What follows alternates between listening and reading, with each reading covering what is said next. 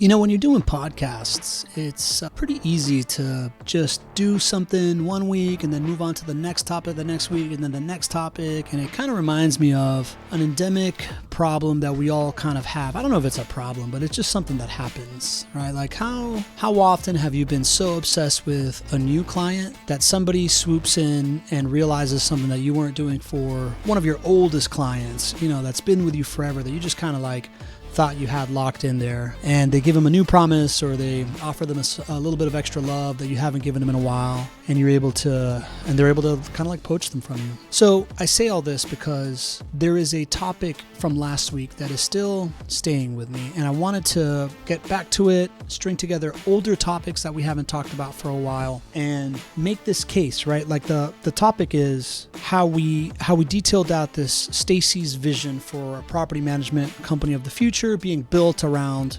relationship building and value stack and all these different things. I want to shed a little bit more light into that based on where we are right now. And most importantly, let's talk about the thing that nobody's talking about, which is if we're going to build this different kind of company, how do we go from here to there? I got some ideas. Listen up.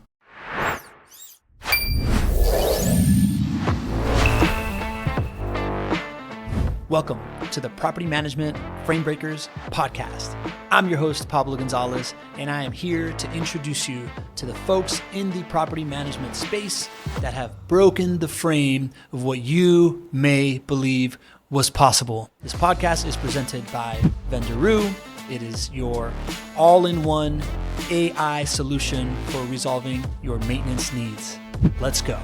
First, let's talk about where we are right now, where the world's heading. Just a quick recap on this of why we are talking about going from building a task-oriented company to a trust-building company. The number one thing, and I think it's really, really obvious in the world, is that we're going through a severe trust crisis. How many times are you questioning whatever somebody sends you, whether it's a newsletter article or not a newsletter, but like any kind of link of anything to read or any kind of post? You put your own worldview on it. We're in this like post-truth world. Everybody's at each other's throats with politics and religion and all these different things that are happening. And making everything worse is AI getting better and making things harder to believe, like what's true, and making so much noise out there, right, on the content side, right? So we're in this world where it's really, really hard to trust. A buyer that doesn't trust, a buyer that's confused is a really hard buyer to get them to do business with you, right? So that's just kind of like where the world is right now. As far as property management goes, what do I mean by this task-oriented business? Our value has been really dialed in on this idea that we make something hard easier for real estate investors, right? For folks that want to hold on to these rental properties to build wealth off of, people like me, right? Like I invest in rental properties. I have a portfolio of 5 properties. I'm not going to go out plunge a toilet. I'm the least handy guy in the world. I need a property manager. I believe in my property manager, and that's why I do business with them. But you might be able to echo with this. There's a lot of invisible value in what you do. You feel it day to day, all the different things that happen. Just one maintenance request is 19 touch points of things that your team needs to do. Imagine all the different maintenance requests you do for all the different people. You really feel the value of what you do, but many times your owners don't, because you are supposed to be a bullet taker, an eraser of these problems. And oftentimes what I have found is that folks don't come to their clients until there is a problem big enough that they can't solve for themselves, and therefore you become the bearer of bad news. I remember in JWB's origin story, the folks that I've kind of like learned my property management stuff through, their first investor was the founder's mom. Right? We call her Mama Jane on the show that we do with them. And I remember there's a moment where Alex, her son, was calling her, and she's like, "Oh my God, I'm anxious. I get anxious every time you call the phone." He's like, "Whoa, wait a minute. If my mom gets anxious because I'm her property manager, even though I'm her son, every time I call because she thinks she's going to have to like spend a whole bunch of money or it's bad news, how do my clients feel who are not my mother and don't love me?"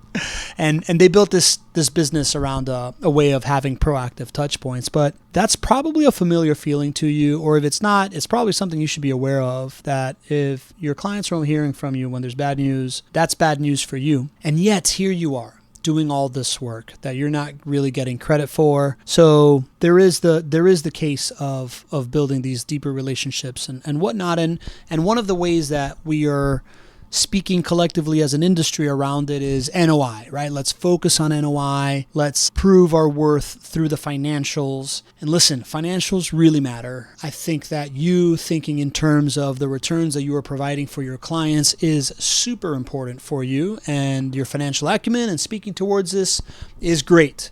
But it's not going to be something that differentiates you. And here's what I mean by that. You versus not property management. Okay, you might be able to say, hey, you're going to lose these thousands of dollars or thousands of hours of whatnot for like the DIY person. And that means that I'm going to be like $200, $300 more in cash flow or something like that. I don't know. But like you versus the next property manager, the idea that you're going to be able to prove that you can move the needle for your investor via your operation and what you do to the tune of a significant dollar amount that they feel on a regular basis, like, I don't know, an extra $300, $500, $1,000 in cash flow per month that they like know, like, and trust and see it. Good luck with that. You know, I would imagine that you might be able to be like, yeah, I'll get you like $50 to $150 to maybe $200 of extra cash flow a month. That's a big deal, right? Like, it's just not like life-changing money.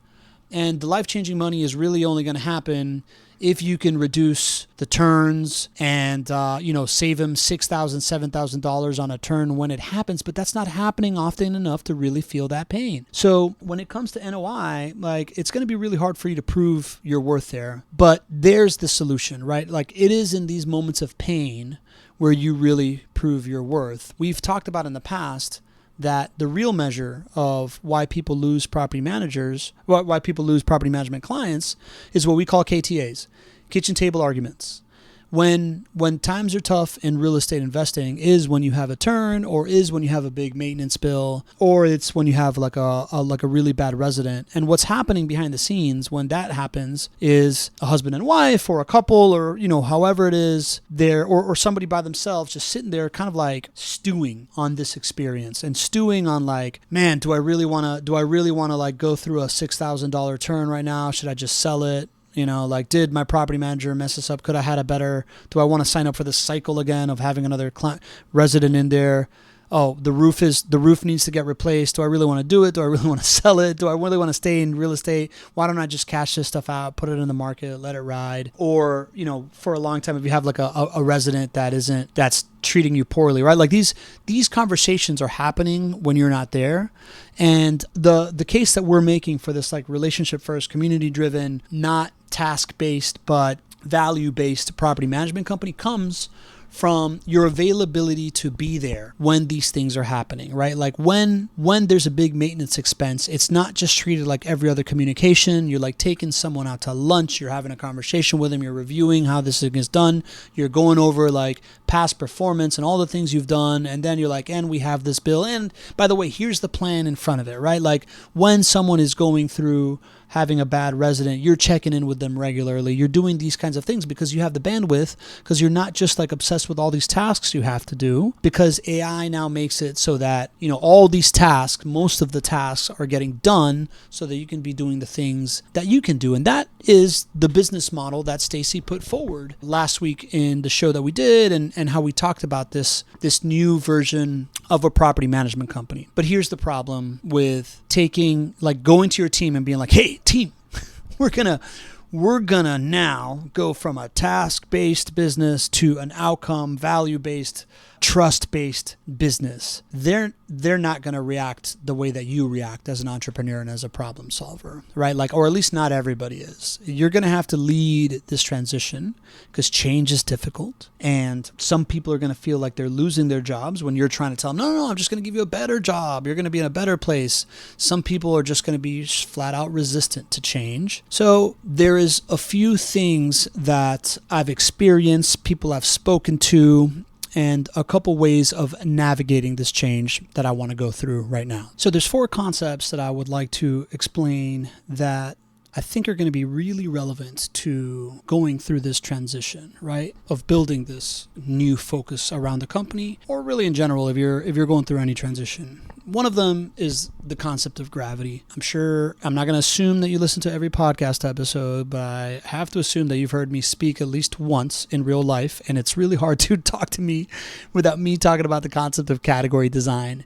And in category design, the book that kind of like established category design, which is how you create net new value, right? Like it's like how you build a company to either solve a new problem or solve an old problem a new way. And in the book Play Bigger, they realize that those that do end up capturing and do it correctly end up capturing 76% of the market share, right? And become what's called category kings. The authors talk about a concept called gravity. And gravity is essentially all the momentum that is built around the old way of doing things that will hold you back from this new momentum of doing things. Ways that we've talked about gravity in the past on our newsletter and in our podcast is concepts such as like a SaaS company trying to turn into an AI first company, right? Like if you've had, and we define SaaS companies as companies that help you do the software that helps you do your job better, that are deliberately meant to scale and not necessarily own outcomes as much as be able to like do things in a repeatable fashion that still requires you to like own it and have context and have somebody actually operating it, versus AI native companies that are built to own an outcome, understand the context, and not help you do the job better, but take you out of doing something that you don't really want to do because it doesn't move the needle as much as something else. And this idea that if that's your culture, right? If your culture has built around scale, if your culture has been built around repeatable, not taking responsibility for things, doing tasks,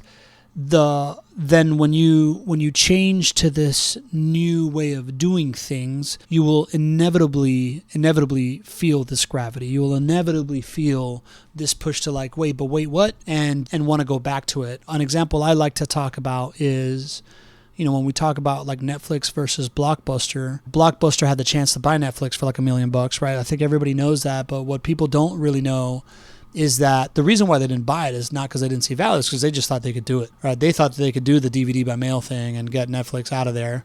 And they started doing the DVD by mail thing. And when it started going well, they started seeing revenue per square foot of retail storefront drop. And that's when people were like, our revenue per retail, this is how we've measured ourselves always. We got to kill this DVD by mail program because it's cannibalizing our product. That's just inevitable gravity that happened, right? So, and we know the story of that, how that ends, right? Netflix is now one of the most valuable companies in the world. Blockbuster is no more. So you don't want that to happen to you, right? Like you want to avoid this gravity. And the next concept here is this idea of like gravity comes from, in Play Bigger, they call them the Zeds, right? Like the folks that don't really want to fully buy into the new program. But more relevant to you, we had Jason Hall on a past podcast call them, make a comparison of like hiders versus true believers. And there's the folks that are the true believers in what you're doing that are really going to like embrace this thing, push it forward and succeed. And then there's the hiders that will pretend that they like it, right? But like that they're not really into it, but they're just hiding their intentions. And that's really one of the main arguments for incorporating core values into hiring, into decision making, right? Like the people that you start bringing on or the people that you're transitioning with you want to know that their values are truly aligned with this, right? Like somebody that is moving into this trust-based business model, not task-based business model, is going to be the type of person that gets true joy out of making somebody's day. They're the type of person that, likes to do that little extra thing for people that even when nobody's watching, right? The hider, the person that isn't going to want to be a part of this is the one that's like, I don't want to touch the customer. I don't like the people that we do business with. I'm better off like in a silo doing something by myself, that type of person, or the person that's just in it for the money, right? Like what we call the mercenary versus the missionary, right? Like some people are in it to make a difference and you can tell. Other people are just in it to make a buck, and that's the mercenary, right? Like that is what one could call a hider. And we've gone over different ways of incorporating core values into hiring. We've gone into keeping core values in decision making, into praising core values. For example, when we discussed JWB's hiring principles and TMM, right? Like JWB, when they hire, they have this elaborate kind of like 3-week process where 4 people, first they write an essay of, are you an A player, right? Like that's the first thing. You don't submit a resume, you submit an essay of, are you an A player? And that really self-selects for the people that see themselves in that way and want to work at that level. Then they go through these multiple rounds of interviews. And then on the last thing, they do this like shadow interview where somebody comes in on a Tuesday. And that means that they attend what is their all hands meeting. It's called a TMM, Tuesday morning meeting. And in that Tuesday morning meeting, they start with something called core values callouts, where anybody on the team is welcome to stand up, ask somebody else to stand up, recognize them and they get to recognize that person for living core values, right? Like one of their core values is under promise, over deliver. They'll be like, hey, Natasha, stand up. I want to recognize Natasha for under promising, over delivering. Last week, I saw her telling a client that things are going to be done on a Wednesday, and then she delivered it on Tuesday, and she knew that she was going to do that, and she did that. So it's like this positive feedback loop of doing that stuff, right? That's how you start getting people recognized and building it into the belief system. To really buy in on this mission that people are doing it. The other thing that you got to be doing is when you're making decisions around this stuff, like let's say you're going to make a core value of being a trust first company and something is happening, there's a big decision to be made. You need to say, are we acting from a trust first standpoint or not? Right? Like you as the leader need to be the person that says, wait, how does this decision and what we're making reflect our core values? So you keep it present. And eventually what's going to happen is the fourth concept is you're gonna end up finding yourself with a team of A players, right? Like you're gonna weed out for the A players that are also true believers, right? So that you can do this, because in this new world of AI being able to handle the tasks and handle all like the mundane, what you want to surround yourself with is A players only, because it's going to be all customer facing, all like people facing roles, because the stuff that isn't people facing, isn't customer facing, is going to get AI'd out of that, right? So that brings me to, at our all hands meetings, Reza, our founder, he actually yesterday went through this idea of like A player versus B player and how you can tell if someone's an A player versus not an A player, right? Like, so A players lead conversations, they set the pace, they ask smarter questions over time. They drive outcomes without needing to be pushed and take pride in owning results. B players are the opposite. Or not B players, just everybody else, right? Waits to be led. They follow the pack. They need constant supervision. They avoid accountability and look for someone else to solve the problems. Same thing you could say about these believers versus hiders, right? Like believers are the ones that do it. They own the outcome. They elevate the team. They're invested in the mission. The hiders, they're the ones that do just enough, avoid responsibility, quietly drag, the business back into old habits, right? Into that gravity piece. So you have to like institute this lens of believer versus hider, of A player versus not A player, because what you're going to end up with in this new world, if you lead through this correctly, is a super high density of A players on your team with AI doing everything else. I recently got to experience this kind of like aha moment around having A players around me. And that's because in my, as you may or may not know, I'm the chief evangelist of Vendoroo, but they essentially like, I'm working with them, but I also have my company Be the Stage that also serves Vendoroo as well.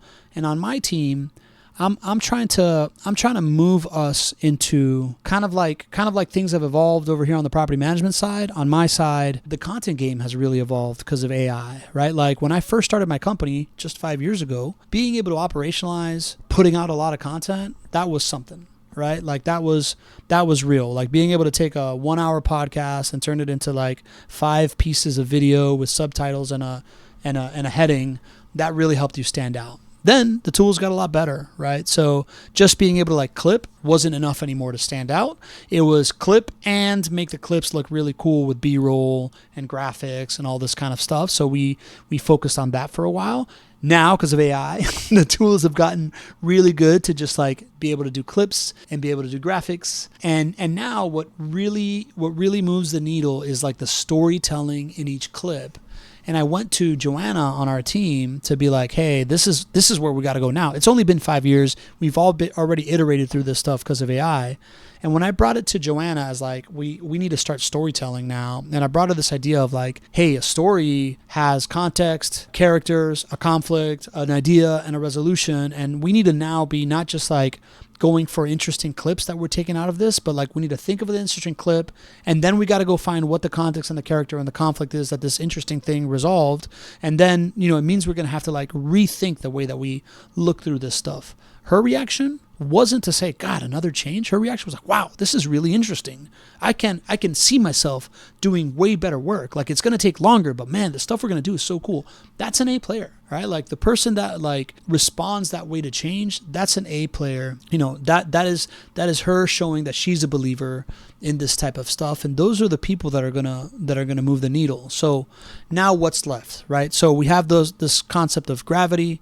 We have the concept of the thing that kills gravity is the Z or the hider or the non-believer. We have this lens for figuring out A players versus non-A players, hiders versus believers, missionaries versus mercenaries. What's left is how you lead. And this is more of a personal story, but over Easter, I got to hang out with my dad. And my dad was a really successful businessman in the 80s, and throughout, from the 70s through now, right? Like he's done well, he's retired. But he was telling me this story of a company. He was working for this Venezuelan family office, and he was like their main operator. And they took him to Spain to buy this department store chain. And when he got there, it was like really heavily unionized. They bought it for like nothing. Right? They bought it for like the assets of that it was worth, maybe like $3-4 million, which of course is a lot of money in 1984. And it's still a lot of money today. But they exited selling it for, I think, $40 million 3 years later, which again, giant outcome. But when he got there, he realized that these like unionized contracts, they were like over leveraged on labor, and he was going to have to let go of somewhere around like 50% of the workforce. So first year and a half, they were gonna lose money, and then a year and a half later was when it was gonna start to work. And he told me this story of having to go on this like road show from like store to store as he's laying people off, and he's like this villain, right? Like he's not liked because he's letting people go, but he was there to paint the vision of what's next. He was there to paint the vision of, yes, we're letting people go, but this is what we're doing. This is how you fit into it. And if you fit into it, it's going to lead to this. And he told me two incredible stories in this regard. One was him being in the north of Spain at the time. Basque Country was going through like a terrorist threat from this like ETA group. And I remember being a little kid and being in this hotel and looking under our beds when we got to the hotel because we were worried about terrorists. But what I didn't know was that my dad had rented out this theater because he had to go talk to 400 employees. There was a picket line outside of it as he was walking in with the executive team. As he started his presentation, painting this vision of the future, there was only about 10-15 people in there. And when he finished the presentation, the theater was packed. And somebody had figured out, man, what this guy's saying is really interesting. Went and got everybody. They came inside instead of picketing. And as he was walking out, theater emptied. He's like, all right, okay. There was a couple guys booing him. He went up and introduced himself. And once he introduced himself, the guy stopped booing and, wanted to hear more. And then he walked out and he saw the whole people that were in the theater. They walked him home to his hotel. They followed him home because he was painting this vision. Yeah, I got goosebumps just saying that until he told me this other story. We left Spain in 1989 and my dad didn't go back. We're not Spanish, right? Like we're Venezuelan, he's Cuban. We didn't go back for 7 years until somebody from that era, their daughter was getting married. So he went back to Seville, this like town where he had one of these stores. And after the wedding, him and my mom were like, let's go to breakfast at the old Galerias, right? Like where he used to, one of his stores. Got there for breakfast. And he feels like a murmur happening as he's there. This is 7 years later, right? Hasn't been back. Manager comes out and he goes, are you Humberto Gonzalez? And he's like, yes, I am. And he goes, sir, I have to say that we all remember you around here. You were the last CEO of this company. By the way, this is a company with multiple stores in multiple cities and thousands of employees. This was one of them in one of the small towns in Spain. You were the last CEO that brought us into the vision of the company, that taught us, what our role is and showed it to us and made us feel like we were winners.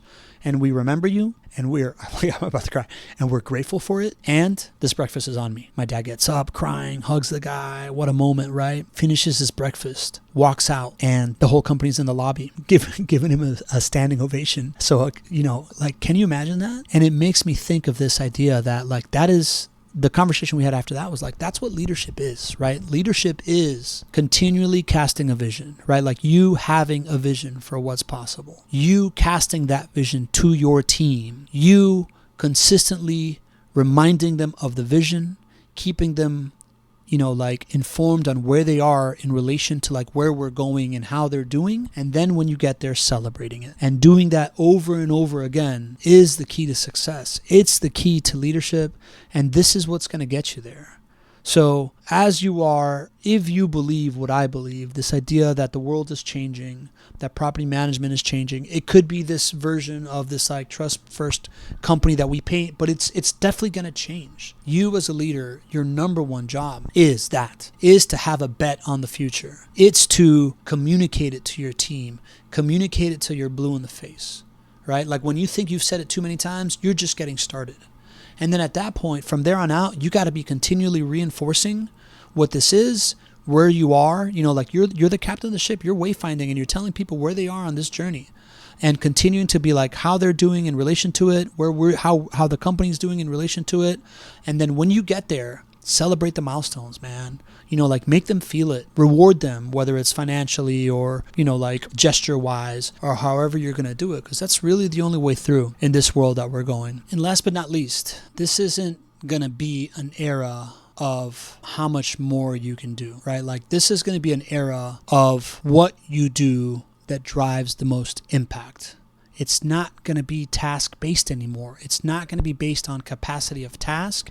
It's going to be based on promise and reliability and certainty of outcomes and magnitude of outcomes that you can create for people. So there's going to be some letting go of this past for you, for your team, and for everybody that you're trying to bring on board. You're going to have to lead them through the ability to let go of value based on tasks.